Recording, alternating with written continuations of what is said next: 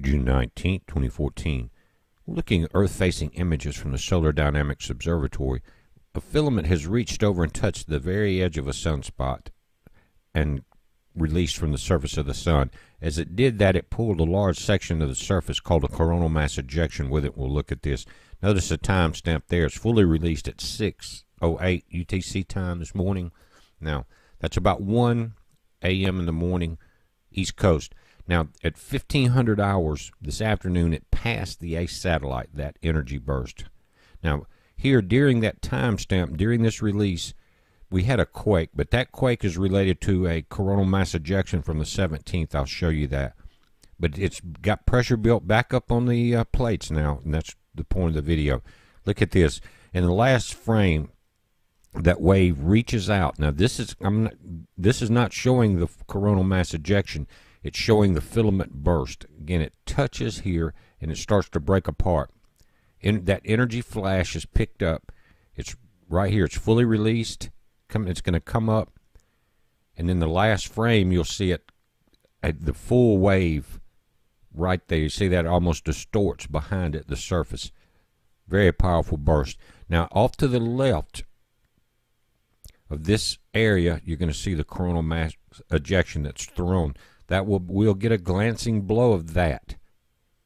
Now, the initial energy burst from the protons has already passed the ACE satellites, but the coronal mass ejection effects, we'll be seeing that on the 21st. Again, the pressure's building back up on the tectonic plates. That's why I wanted to do this, where everyone will be aware. But that's a large amount of material.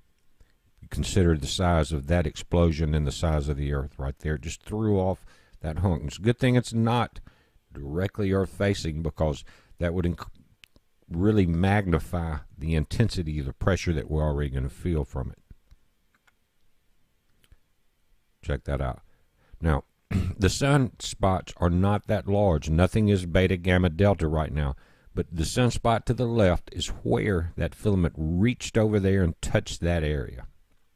This is just kind of giving you the core of the area. There's nothing really large there, but it doesn't take it. As you can see, that CME came off hard. Now, this starts on the 15th, and we've already felt the impacts of these. We'll come up, and I'll go up into the last frames today.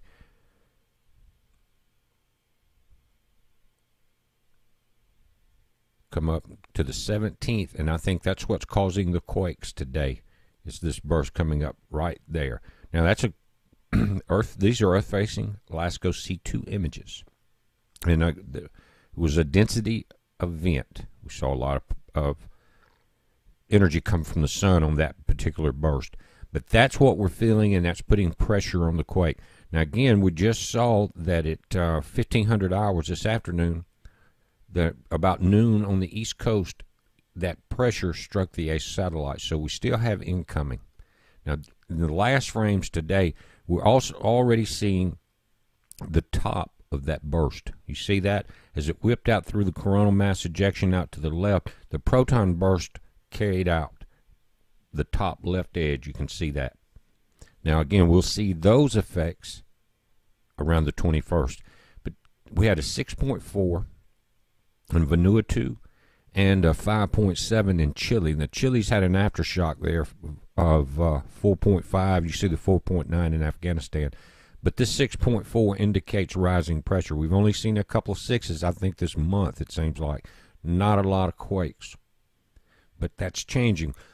All the events that we've seen, those X flares, guys, we talked about this with Michael on the show, that they were going to build up energy inside the Earth. Now, the video I did this morning, think about it.